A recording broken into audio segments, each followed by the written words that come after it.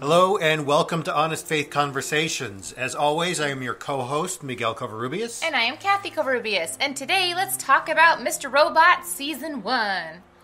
For those of you who have not caught up on Mr. Robot, it is on Amazon Prime now, since the third season is about to begin here in October. So go check it out. Like we did, we binge-watched the first two seasons within a couple of weeks. And so today we're going to talk about the first season, and we'll talk about the first season. Next week we'll talk about the second season. Yes, sounds good. Just wanted to do our spoiler spoiler alert, which I already did, and our review and summary is what I mean. And I will go first with the summary. It's always better if you go first. We learned our lesson. Okay. I would say Mr. Robot is like the Reese's Peanut Butter Cups of pop culture, in that it has two great flavors that are mixed together and taste great together. You have the chocolate of Fight Club and the peanut butter of The Matrix, and that's season 1. It's basically Fight Club. The whole plot line is Fight Club with Matrix mixed in. So spoiler alert for Fight Club, I guess. Yeah. Oops.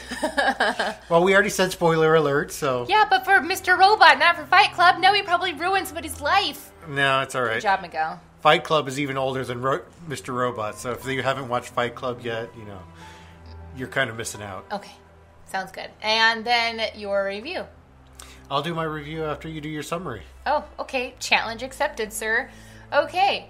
So, it's focused mostly around Elliot. And he speaks to us. Like, he tells us, like, he's the narrator of his life, and he's speaking to us. And he first described himself as just, like, this low-level guy just working at a software company and who protects a big corporation that he hates. And then one thing leads to another, and then he ends up erasing everybody's debt. Okay. That right? That's not wrong. Yeah. I really liked Mr. Robot. I think that Sam Esmail is as much a cinephile as I am, and that he really gets what movies are about, and so that's what he did with his TV show. Was he really made it about something? And it's very complex. It's very I talked to my mom about this a few weeks ago, and she really loved season 1, but she didn't like season 2 because she felt like it didn't have anywhere to go.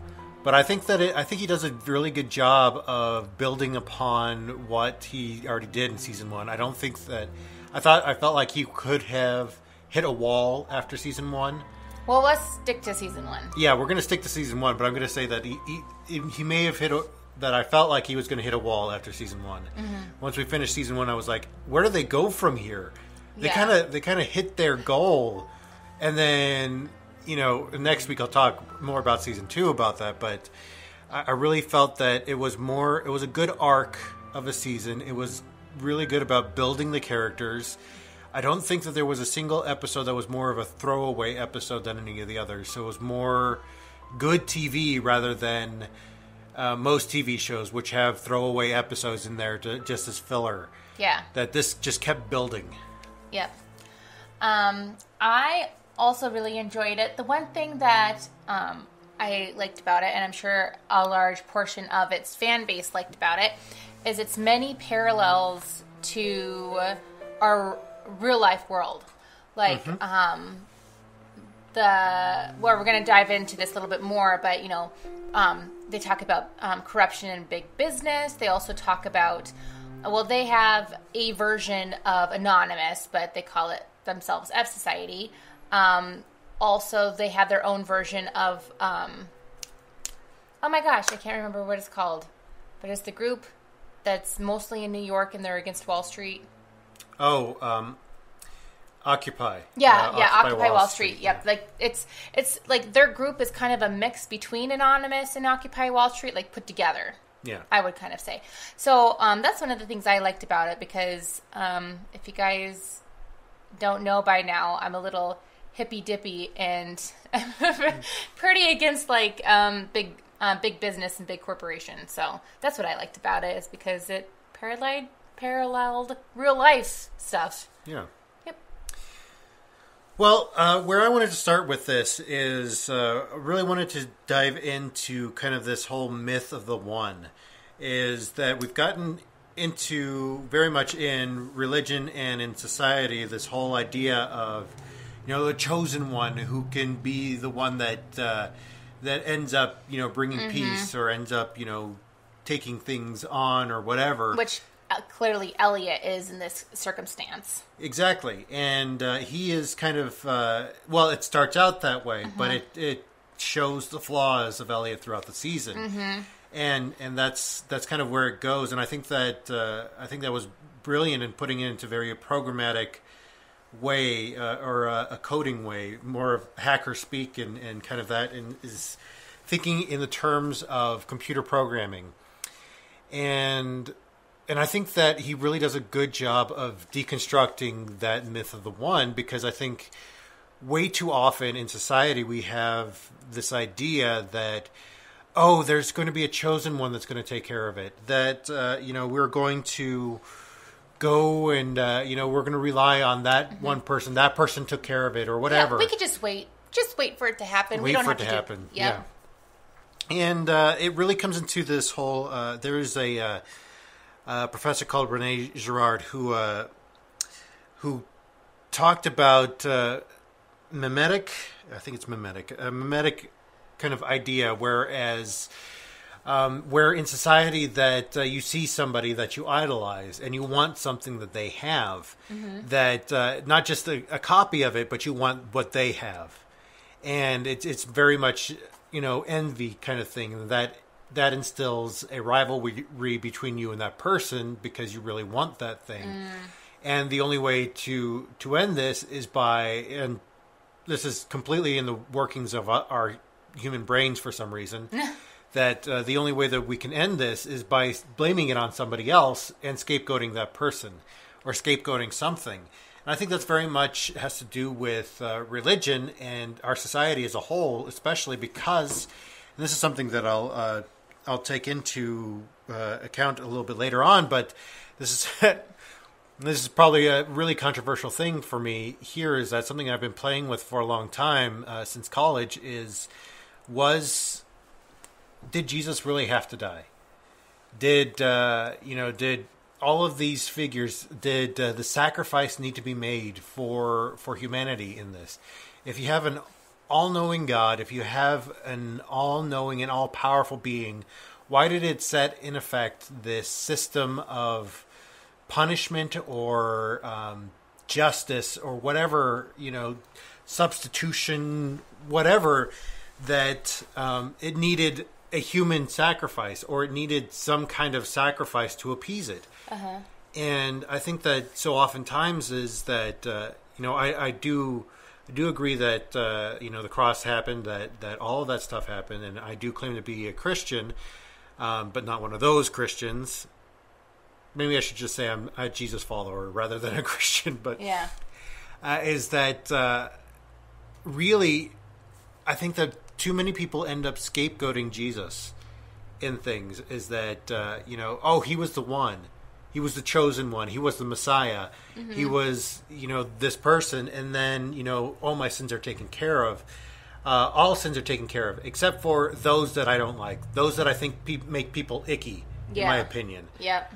And so you have this weird thing in society, and this is something that not just the Christian religion, but throughout society, where we do this, where we scapegoat somebody or we scapegoat something. We say, like, Trump is the major problem with our country right now, and really, it's not been. We've been living these lies. We've been being fed lies by corporations, by government, by everybody else, and I feel like all of a sudden that with the election of Trump, with 2016 and the majority of 2017 now over, is that it's our society really finally having to come to grips with reality. with what is going on, with what is wrong with our society. And I think that's very evident in the show. I think it's perfectly set. It's perfectly set in modern day because that's the way it is that we've got so many people who are now waking up to the way that society really is. Yeah. And, we'll talk a little bit more about this in Season 2 because Season 2 kind of dives a little bit further into this. But that in this season, they really take, especially Elliot is waking up to his life. Mm-hmm. And it has a lot to do with his dissociative identity disorder, of course, with forgetting and his addiction to morphine and Adderall. And Adderall. Well, Adderall comes into play Season 2. But, that's true. Spoiler alert for Season 2 as well. He still does drugs. You have this kind of concept that he's waking up, that he's seeing what's wrong, and as Mr. Robot does with him is the whole Morpheus father figure thing. Well, in Mr. Robot, it's more a literal father figure and not literal at the same time. Yeah, well, because of his DID, he doesn't he forgets that he is his father. Like, the person that he is seeing is an image of his father. Yeah. He forgets that. He also forgets that Darlene is his sister and tries to kiss her. So, and that's part of his amnesia that he has going on. There's worse incest in Game of Thrones. We talked about Game of Thrones last week. Yeah, but that's normal. That's a different thing. That's normal? Incest is normal. In Game of Thrones, incest is normal. Okay. I'm not saying incest is normal in general. I'm saying in Game of Thrones, incest is normal. Well, if you're involved in an incestuous relationship and we're just offended by what we said, I apologize. It could be normal for you, and we don't know. Let's not even go there. Let's just... Well, I don't want to offend our listeners, so I don't... I'm pretty sure the majority of our listeners are not for incestuous relationships. Yeah, you never know. So, anyway, we'll move on, because I got the creeps. Yeah, it may seem icky to you, but... It's icky. It's icky. Okay. Biologically, scientifically, it's icky to me, too, but, I really don't feel like it's my place to judge on that, so... Anyway, that's...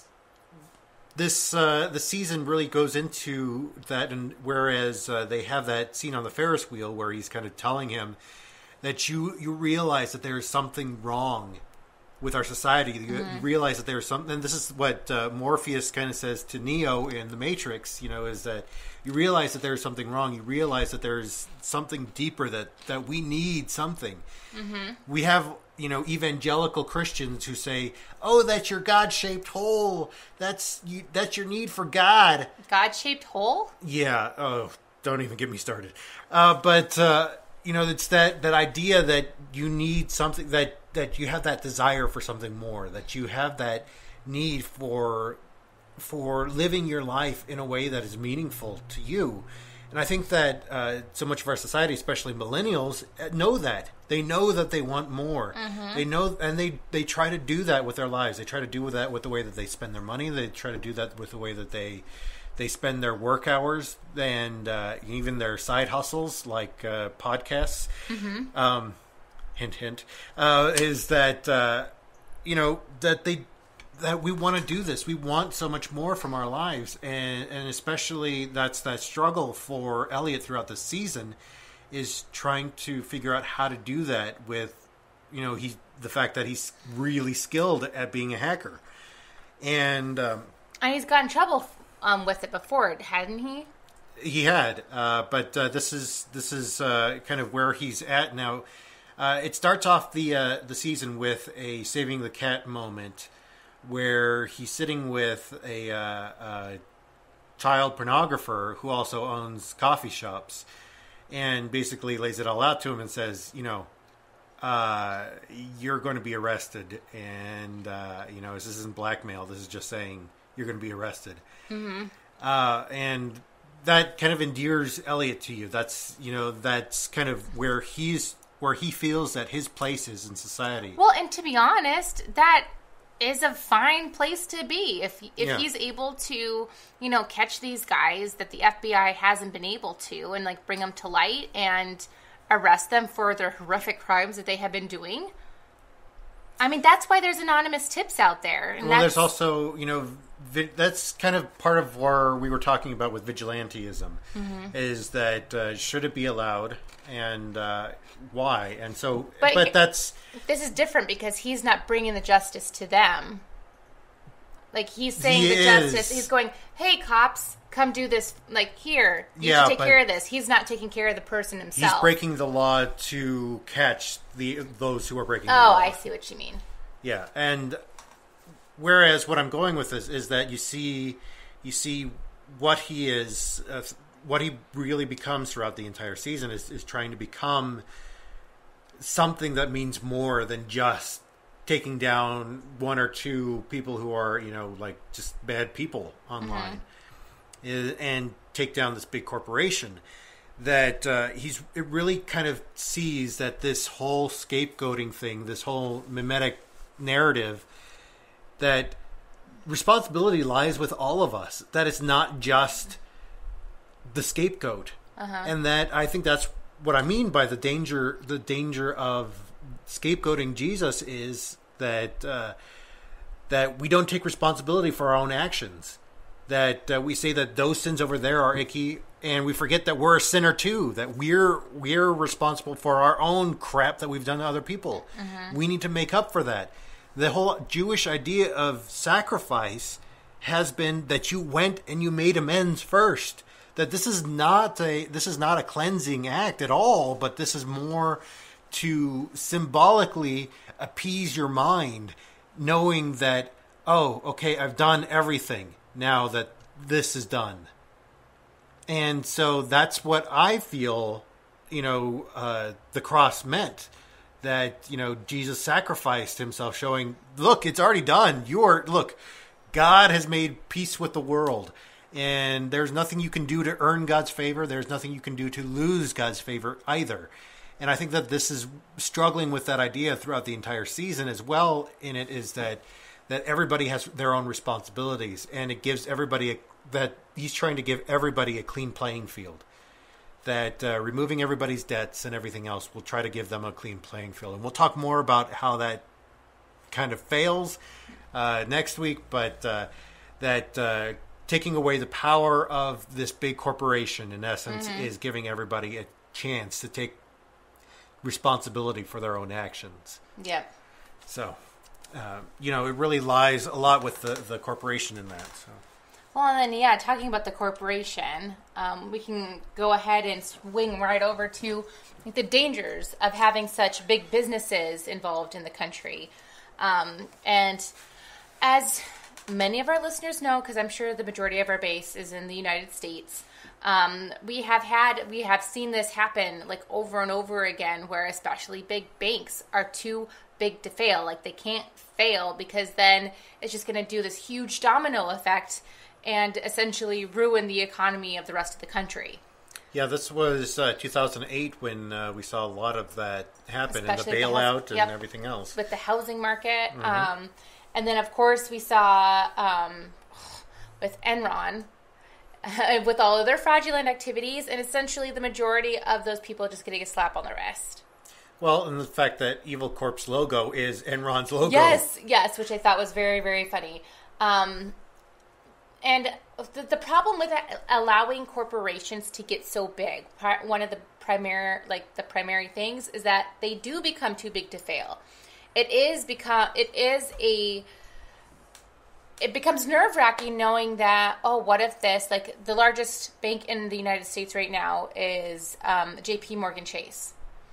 Like, if they were to fail, almost the whole entire housing market would crumble again, because the majority of mortgages are through them, which thank goodness ours isn't. But anyway, we're also with a different big conglomerate. Yes, but they are not within the top 5. I checked. So, okay. But anyway, and this was one of those things that a lot of the people on the campaign trails were starting, especially on the liberal and Democratic side. They were like, hey, we got to break up these big banks. We got to break up these big businesses, because if something like if a catastrophe does happen and we can't catch it and they do end up failing, it's just, we can't just keep giving these people money, especially since the majority of that money that we gave them to bail them out went straight into their personal pockets. Well, that was the whole idea of Dodd-Frank, and that's why kind of the repeal of those things and some of the things that the Supreme Court kind of really kind of failed, I think, in that that the economy really didn't bounce back in a good way. Yeah. It made, and this is something we can talk about more in season 2, because this is, you know, it's the aftermath of kind of what happened. What happened. So, and also too, I wanted to bring up the Dodd-Frank as well too. Like before, a lot of the banks were just handing out loans to anybody. Like it was so easy to get loans, so easy to get credit cards, and people are still trying to deal with that right now. Like there was people who got credit cards when they were 18. Like 18, did not have a cosigner, did not have a job, and they were still able to get credit cards. That's just ridiculously irresponsible. Right here. But that's okay. We took care of that. Yep. But that's just an example. Like even on a bank side, like I used to work in finance. Like there was no, like now that Dodd-Frank is in place, like there is no way we would give a credit card to an 18-year-old unless they had a secure job or unless they co-signed with somebody who had a secure job. Yep. There's just no way. And part of that problem is too, is that a lot of big businesses, they start doing those bad practices because of course they're putting their profit over their morals. Mm-hmm. Like they don't care what's going to happen to the consumer as long as they can make more money. And besides the financial industry, there's also things from our past, like the radiatum girls. I don't know if you guys remember hearing about this, but watches, the dials on there to make them glow, they actually used to like radium. Yeah, Sarah, thank you. Radium. I don't know. I've had a lot to eat today, so my mouth's a little dry. But anyway, they would draw on the face with these radioactive chemicals, and then their teeth would fall out. Their jaws would literally disintegrate, like because they would clean the brushes with their mouths. Yeah, and the thing is, like nearing the end of that time period, it was clear that the higher-ups knew how dangerous the materials were because they would come into the floor like covered head to toe in like protecting material, and then like, oh no, it's still safe, and yet they were letting these girls like touch it like with their bare skin and put it in their mouth, and that's just what bothers me. Like especially like also with Flint too. Like the higher ups knew it was bad. They knew the outcome was going not to be good, but they were so concerned about the bottom line that they just didn't care. They just didn't care. Well, I think that's something that we can see within our society now, and that's what I said earlier about millennials, is that millennials want the people that they do business with, they want the businesses to be responsible for what they're doing. Yeah. And, that's why,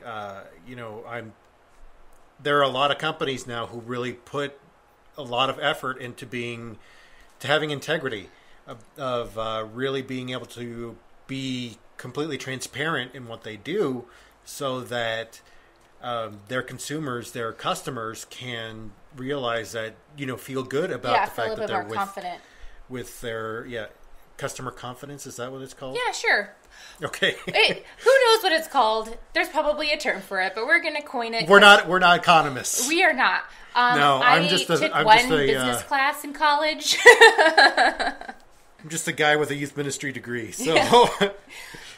But and part of the thing is too, like, there's things like regulation are so important. Like, look at asbestos, for example. Growing up in Montana, there was a lot of asbestos mining, and of course asbestos was used in everything. It was used in paint. There's still a lot of older buildings, like when they're under construction, there's a lot of like safety measures that have to go into place because of the asbestos still lingering in the buildings. If you have watched any of those renovation shows, you know that the asbestos is a big problem. It's a big, serious deal. I mean, it's fine if you don't touch it or if you just leave it alone, but as soon as you start working and it like builds up in the air and it starts floating around in the air, that's when it becomes so dangerous.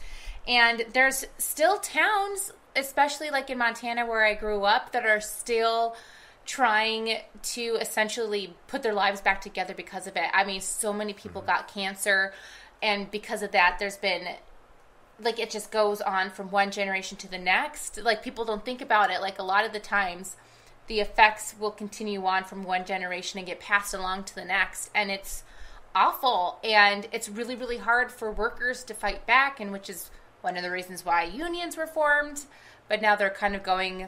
they're not being so favorable anymore. But anyway, I could talk about that later. That there was just this week that I saw statistics on the birth rates in Flint, Michigan, that they've dropped dramatically. That fertility rate is horribly low there. That whereas the national average is relatively high at the moment, but that unsafe and unclean water can do that, can completely decimate a population. Yeah. And, if that's something that's not fixed soon, then there won't be anybody left living in Flint, Michigan. That's the problem. And I think that all creatures, all of the environment knows when something's not healthy, that it'll eventually show on the outside. Oh yeah, just look at your frog population. Yeah, it's and I think that's very much a thing that we need to make sure that businesses are held responsible, but we're also responsible too. We're responsible with the way that we spend our money. And like, for instance, in the show, you had everybody who had an E-Corp tablet or an E-Corp laptop or an E-Corp whatever. That E-Corp was everywhere in everything. Yep. Or they had their mortgages through E-Corp, that they were kind of this conglomerate of conglomerates in the show, whereas they're kind of like a combination of Chase, Walmart. Yeah, Apple. Mm-hmm. And all of those have all had some really bad controversies in terms of, human rights violations, as well as just the general morals of their company has come under scrutiny. And part of the thing, too, is not only is that happening, not only is clearly profit is over morals and human safety in general, but also now, especially now in our politics in the United States, business now can put in a ton of money into politics. And that's because now they're considered an individual, so they can just donate money the way that, a normal person would, which totally skews up the political atmosphere. It's probably one of the reasons why we're in the political climate we're in today. Citizens United. Yeah. And it doesn't make a whole lot of sense, because what they want is for profit. And, you really got to search to find companies that do not find that to be a number one goal for their business. Mm-hmm. And I think that's a responsibility of the consumer, is to buy smart and not to really, just don't care or really just, I don't know, go to Walmart and because they got the cheapest stuff. Yeah. Well, and I do have to say, obviously businesses, you don't start a business, not wanting to make money, Yeah. Clearly that is going to be, in some of your top priorities. However, there are ways to make money, but still uphold your morals and still do the right thing. Yeah, exactly. And that's what I'm saying. Yeah. And finding those places is hard. And sometimes, too, ironically, you can actually make more money sometimes by doing the right thing, by doing the more moral thing, which just people want to go more on the quick buck and not necessarily on building something up slowly to earn more money. Yeah, and I would say that's more of the background of what E Corp was, and now it is. In this show, it's very much about the bottom line. And this is how Elliot's father had died, how Angela's mother died, why they were friends. That big spill in whatever town it was. Well, because E Corp knew the dangers and they didn't care. And again, they knew it like they knew it ahead of time too. It's not like they had found out and they're like, oh no, we got to tell everybody to beware. Like they found out and just decided to keep their mouths shut. Well, and I think that that's something that can be pretty evident now with the way that we've had a few natural disasters with Harvey and with Irma. That the way that companies treat their customers, especially in those areas that if they're giving away water, they're making sure that their customers are okay first, rather than trying to make a quick buck on them. Yep. Like some of the places who were inflating the price of gasoline in Florida or right before water, Irma hit. Too. Exactly. Yep. And that's not taking care of your customers. That's taking care of your bottom line. Well, and here's the thing: like when you mistreat a customer, they're gonna remember that. Like you saw the pictures of the case of water selling for $75. Like people are gonna remember. I remember it was a Best Buy down there. Oh. Like I don't remember which Best Buy it was, but still I remember. That's what the store was, and I'm always going to remember that. I mean, I wasn't really a big consumer of their products anyway, but... Well, we're both former employees of Best Buy, so... That is true. But part of also another problem with the money in politics is that because they're giving this money to political figures, they now have an easier time of putting back regulations, taking regulations away, which is it's maddening and disheartening too. Well, and there are we might have some listeners who are libertarian, who believe in less government, and that's all well and good, but I really think that that regulations are there in order to keep businesses within those lines. Yeah. That if regulations weren't there, there would be those companies who would abuse it. Uh-huh. And I think that's the same reason why a lot of people kind of go for things like enacting some of the laws that they want to enact and stuff like that. Is that they feel like some people would abuse systems in order to get their own gain. And there are a few bad apples that do. There are a few people who take advantage of a welfare system. But the vast majority of the people who are on that system do not want to be on that system. Yeah. They really want to get a job. They really want to work because they know that if they work, that they can provide a better life for their family. And that's something that I think is vastly missed. And whereas I don't think that corporations, because they're not people, I think corporations are out for the opposite. They're out for the dollar rather than to provide for their families or to make sure that things are much better. They're out for a dollar. That's what they're out for. And I really think that it's a little messed up system, and I don't have the answers because, like I said, I'm not an economist. So. Yeah, but I still feel like, especially when you hear that, they get these huge bonuses, at the end of the year, too. I'm just like, that money could have been used to implement, safer practices within your business. That money could have been used to better train your employees on how to do things safely. Mm-hmm. That money could have been used to go towards your community. That money could have been divvied up to your low-level employees who would then be able to use that money to actually, do something good for their family. And we get a bonus. I'm all about that too.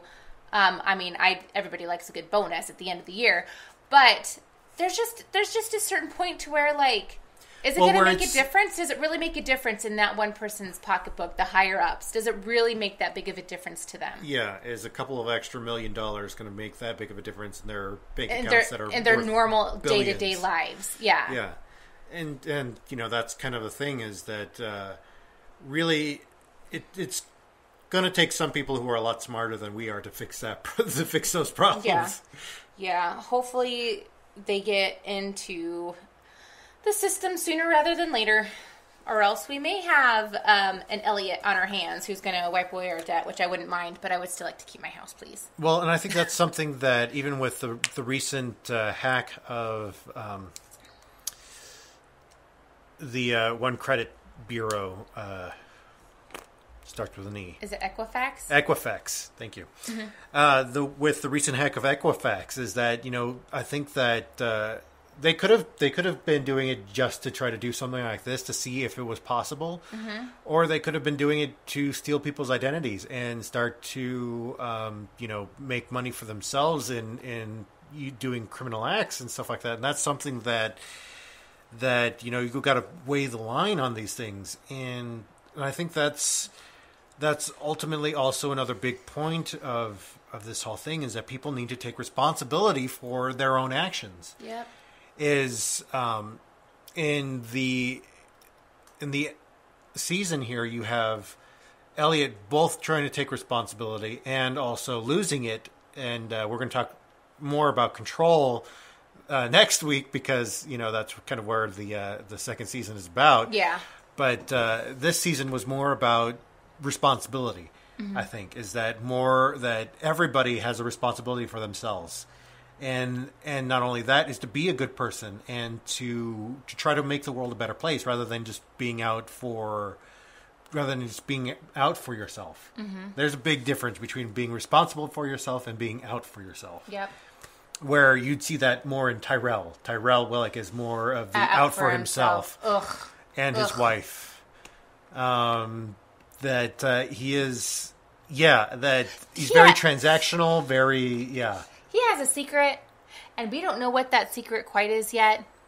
But I have a theory that he actually is like part of like some other country mafia or something like that. That's my thoughts on that. But or spy or something. Yeah. Or he's just a psychopath. Well, and I think it's our responsibility to really understand, not just take responsibility for ourselves, but to understand where we are as human beings, is to no longer be asleep in the world, as to use a Matrix reference, is to wake up, mm-hmm. is to realize that you are a part of the system, that your voice does matter, that what you have to say, what you have to believe does make a difference, mm-hmm. even if it's just in one other person's life. It does make a difference. Yep. And that it's time to wake up, to see what is going on and the way that people are treated and the way that you can make a difference in the system now, and especially with like local elections, with the way that you spend your money, with the way that you even consider spending your money. Because I know that people have a lot of options nowadays for everything, even down to Cheerios. Do you buy the store brand or do you buy the name brand Cheerios? And what does General Mills do with the money? What is do they have any ties to anything? I mean, we honestly don't know. It's not like we're knocking General Mills. We don't know. Yeah, no, I'm just asking the question because we buy Cheerios too. So because we have a baby, and babies eat Cheerios. And babies eat Cheerios. They're made for small hands, as they say on the box.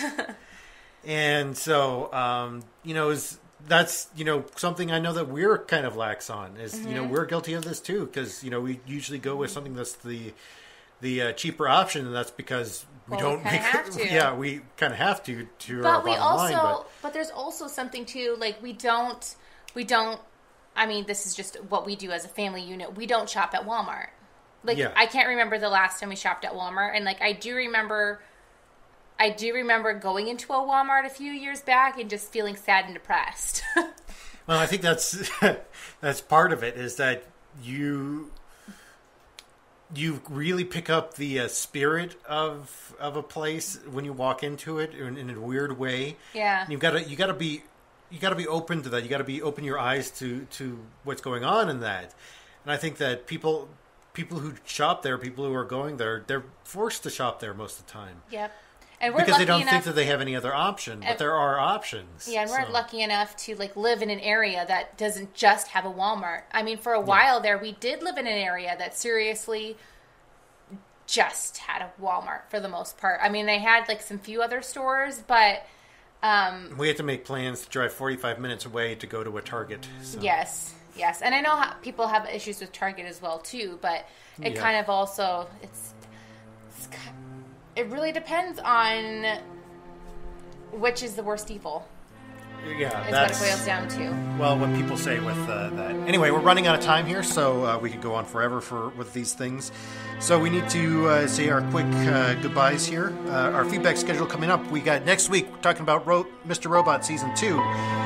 In 2 weeks, we are going to be talking about This Is Us Season 2, Episode 1, since that is premiering this week. Woo-woo! Yay! Get a cry on! Yeah. And then in 3 weeks, we are going to be taking a break since we will be in Las Vegas for a wedding. And so, yay, we're going to be in Vegas. We probably won't record anything, maybe a short saying, "Hi, we're in Vegas. We're safe. Thanks." That's it. So if you have anything to say about any of those things... Even Vegas, give us a call. Leave us a voicemail at 720-372-3879. As always, you can find us on social media as well. We are on Facebook. We are on Tumblr. We are on Reddit. We are on Twitter. At Real Honest Faith on most of those platforms. Also, you can go to our website, thehonestfaith.com. And while you're there, you can buy my book, Hint, Hint, Hint, or even go to our Patreon page, which I think I'm going to need to start updating that because I don't, but I need to because, yeah. Sounds good. Sounds like a plan. With all that being said, we invite you to come and join the conversation. Bye.